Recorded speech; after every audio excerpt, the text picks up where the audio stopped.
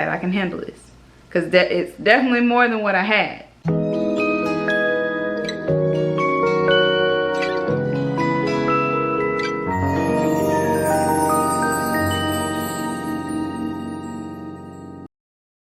Hi you guys, welcome to Caprielannissa, and I am here to give you guys my month-and-a-half update.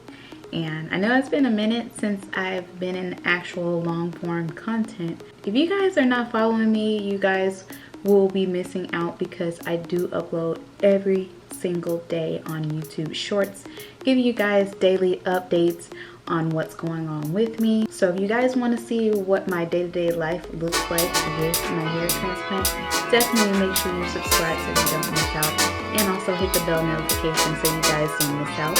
So let's get right into this video. As I mentioned, today is my 1 month and a half update. Today is post-op day 48, and I am just here to spill all the details. So my symptoms. Itching is one of the most annoying things during the hair transplant process. The whole post-op recovery. Along with that itching, you get very sorrowful pain, painful bumps.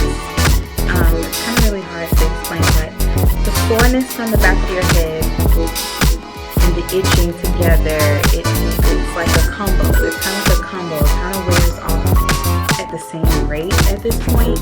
I feel like as days go on, both of them are significantly reduced with how they feel. Within that time frame, I did happen to have some incoming bumps, and I might have caused some of the bumps just by overly scratching, but I did notice that having a dual side brush definitely helped me soothe my scalp. I mean, I could scratch and literally be scratching all day, but the moment that I grab this hairbrush and I just brush my hair, it feels absolutely great, and I don't have to worry about it after that brush. So for some reason, the brush does the job. So if you guys happen to go through this process, use a hairbrush. It works, okay? I don't know how to explain it, but it works. Also, as you guys know, when you undergo a hair transplant surgery, immediately after maybe 2 weeks, you see people go into shock loss. I had shock loss, obviously. I don't know if you guys noticed it right away, but I do happen to have some shock loss in this area, and we'll get into the whole 360 so you guys can see exactly where I stand in this particular day. Shock loss lasted for about 2 weeks. I would say around day 20, between day 20 to, let's see here. I would say to about day 40, maybe 42. Shock loss lasted about that long, from day 20 to day 42, so about 2 weeks.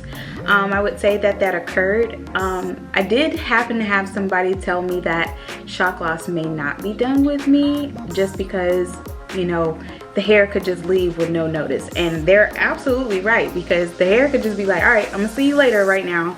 I'm not gonna give you any notice, but it's gone for now, and I'll be back in the next whatever month or so. But I don't think that's the case with me, because I would have noticed by now more and more shedding would have occurred. Being the fact that I am over a month and a half's time and there hasn't been any shedding for the past, what, maybe 4 days, I would definitely say that shock loss has definitely came and went. I don't think that I'm going to be experiencing any hair loss, because right now, thus far, I've been just dealing with, you know, growth.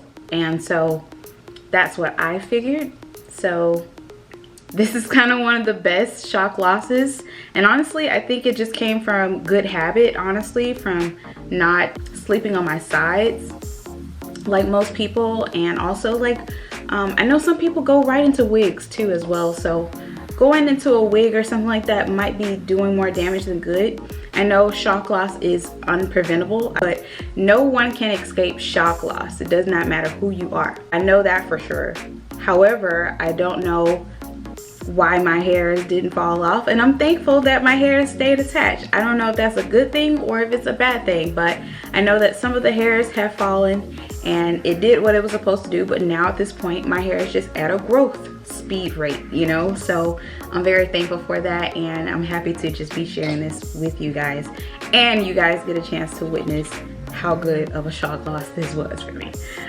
Moving on to supplements and products that I've been using along with this journey. Currently I'm using the Honest Lavender Calming Shampoo. It is very soothing and calming to my scalp. It instantly worked for me the moment that I used it. I was scratching and itching like crazy, so that shampoo was well needed at the time. It also has some very soothing properties in it as far as chamomile, lavender, aloe vera, calming, soothing, relaxing the scalp sensations. It was perfect for me, so I haven't had any complaints, and it's safe for babies, so 10 out of 10, highly recommend. It's a little bit pricey, but it's definitely worth the coin. I encourage it. Also, I did incorporate some pumpkin seed oil. I just used one little syringe worth of pumpkin seed oil, and I just put it into my shampoo with the Honest, and I placed that into the shampoo, and that is what I shampoo with every other day. I have now switched up my routine to washing my hair every other day now. Washing my hair every other day has been working for me, and the reason why I chose pumpkin seed oil is because it's kind of like a softer version of Rogaine or minoxidil, if you will, just in a healthier, more acceptable way. If you guys so happen to suffer from hair loss or hair thinning, maybe some pumpkin seed oil could probably help you out by incorporating it into your natural products that you already own. And lastly, the other thing that I have been doing is taking a prenatal pill. I have been taking a prenatal pill ever since I've gotten back from Turkey, and I honestly think that it has done a great job and helped a lot with hair growth. Not only have I been growing hair on my head, but I also been growing hair other places, but I definitely see a difference. Like it works, and I have to continue to take it, so, and also intake more water, so I definitely feel like that is helping a lot. And I know you guys are probably wondering what is going on with my hair and why is it styled like this. Did I get a haircut? What's going on? It's actually in a ponytail. I am thinking about future plans for my hair in the future. So right now I'm currently in the process of heat training my hair. The reason why I'm heat training my hair is because we're no longer most likely going to be wearing lace front wigs or lace frontals at all. We're just kind of like cutting that out of our routine, period. Like, we may or may not put it on, and if we do, it's going to be for a day, but we're kind of saying goodbye to the lace frontal wigs for a while. Just because I am going to be pretty much in the leave out era. I am going to be wearing my natural hair as far as leave out. If I so happen to do any weaves or anything like that, I will be doing natural leave outs. And I am considering doing a Brazilian blowout or a keratin treatment. I just have to do my research on which one I feel like would be best for my type situation, just because I do and I will be getting like sew-ins and stuff like that, because your girl just have to have some type of hair. However, if I'm gonna do it, I want to make sure that my hair is in top tier, it's trained, it's, you know, it's getting ready to be prepared for the next steps. And by the time the next steps come, I'll be prepared, obviously. I've also kind of figured out some new hairstyles that I can wear with this situation going on as far as my hair transplant. And I'm not talking about putting on a wig, so that is like the last thing I'm thinking about. But it is like a wig, however, it's not a wig. It's a hair topper. So a hair topper is basically something that clips on or just rests on your head, in the top perimeter of your head. Wherever you seek coverage or need coverage, it gives you the coverage. And I created one on my own.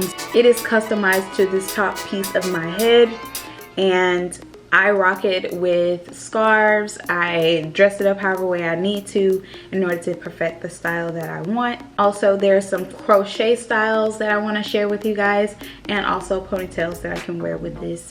So I will be getting to that particular video on another date, but this is the video for now, and I just wanted to give you guys an update of where I am currently. So I don't want to bore you with all the details. I will be doing like a Q&A type video, most frequently asked questions video, just because I feel like it'll be good to just kind of get that information out, because a lot of people have a lot of questions and I kind of just want to compile that all in one video. I think that will be very helpful to a lot of people who are thinking of getting this done or just curious to know how everything works in general. But yeah, I am going to do my 360, and then I'm going to point out my shock loss areas where I've been severely hit. So now we are up close and personal, ready to see the 360. And first I'm going to start with my shock loss, because first and foremost, this area here. So right here is where shock loss occurs the heaviest, and then right up in here for the most part.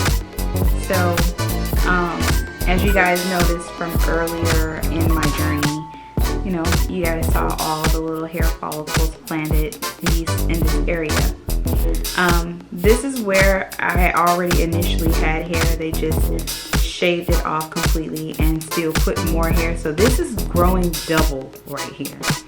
This thick line right here. This line right here, all this new little sparse hairs you see right here is where my new hairline will begin. Because I had hair just a little bit. It was thinning out going into this part. But it was thinning out going into this part, but now it is completely sparse right now.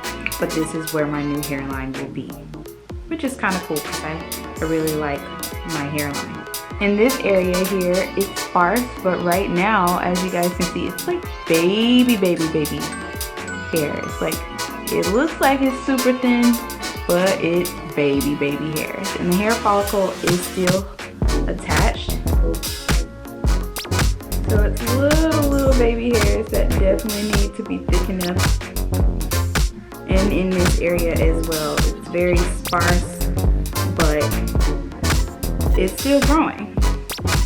In this side over here, you guys don't really see as much thinning, but I mean, today it looks, it just sometimes depends on the lighting sometimes to me, whether or not it looks thin or not, but I don't really see any thinning happening on this side. This side is more dense than this side for sure. So this is what this side looks like. And then this is what this side looks like. What do you guys think about my shock loss? Do you think this was about on average? I mean, like, it's not like the best. You can definitely see that I did have shock loss. However, I don't think it's the worst, because I've seen worse where basically in the whole transplanted area you will completely bald as if you didn't have any hair transplant at all. I look like, yeah, you just look like you got some patchwork haircut or something like that. So that's how I feel about my shock loss. It's like, it's not too bad. I can handle it, because it's definitely more than what I had. I am going to give you guys a complete 360 so you guys can see for yourselves and make the comparison.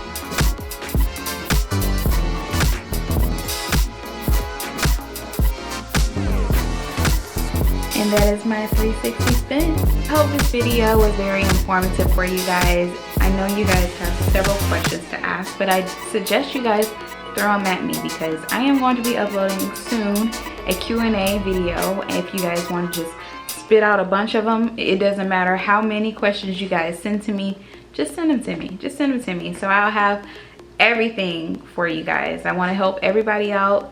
If you guys are thinking about it, whatever the case may be. And I'll go dive into my story too as well, as far as how I even started or thought of even getting a hair surgery in the first place. So which blows my mind to begin with anyways. But thank you guys so much for watching. Thank you guys also for all your love, your support. It's so amazing to witness so many people in this community who are interested in the same thing as far as getting a hair transplant, or whether they're just interested in knowing, they may know someone. I feel like a lot of people can relate to this situation, whether you're planning on having surgery or you don't plan on having surgery. A lot of people are in this situation and some are afraid to speak up or even go through this process.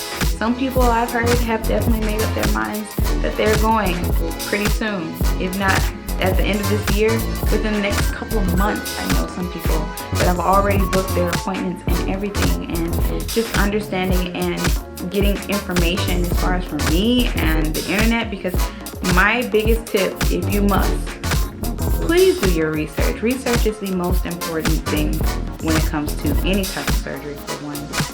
Number two, I want you to have the best results that make you happy, because it's not me that's gotta wear it, you gotta wear it. So that is where I just encourage you to do your research when it comes to getting a hair transplant, because what might work for me might not work for you.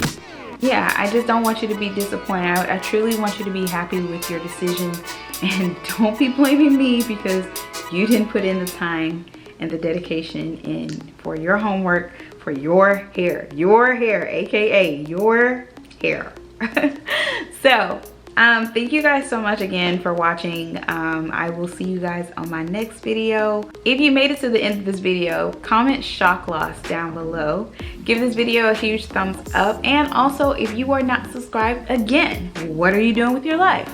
Hit that subscribe button and the bell notification so you'll be notified whenever I upload, because I upload every single day. You might just be missing out. And until next time, I will talk to you guys later.